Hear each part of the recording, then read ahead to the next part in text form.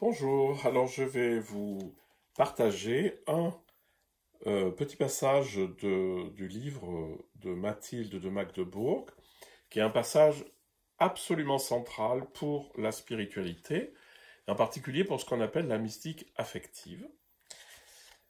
C'est tout un texte du chapitre du livre 4, le numéro 14, euh, et qui décrit finalement le processus spirituel.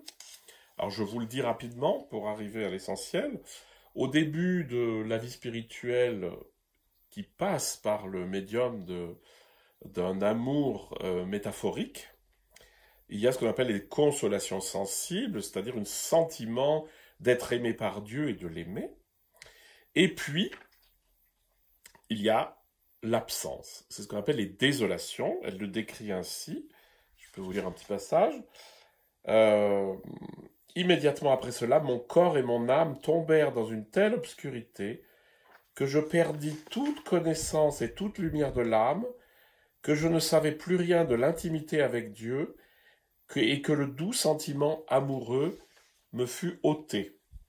Donc en fait, c'est l'absence, et dans l'absence, vous avez ceci, et puis le doute vint qui m'enveloppa d'une grande ténèbre, et qui m'apostropha d'une voix si menaçante qu'il me terrorisa en disant « Si la grâce que tu avais reçue était véritablement de Dieu, Dieu ne t'aurait pas abandonné de la sorte. » Donc c'est extraordinairement bien dit, c'est le doute, l'obscurité, l'absence, la désolation, après les consolations sensibles, le doute. Et donc il y a un sursaut de confiance. Alors mon corps et mon âme répondirent ensemble par une foi et une confiance solide.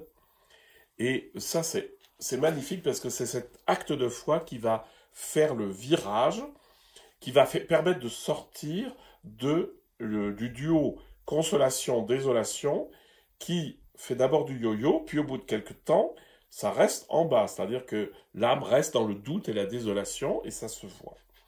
Et là, il y a le passage central qui peut être utile à toute personne qui vit ça.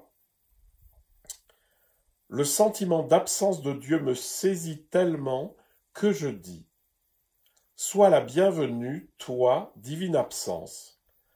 Je suis heureuse d'être née pour toi, que tu deviennes l'une de mes servantes, car tu m'apportes une joie paradoxale, un émerveillement incompréhensible et une douceur insoutenable.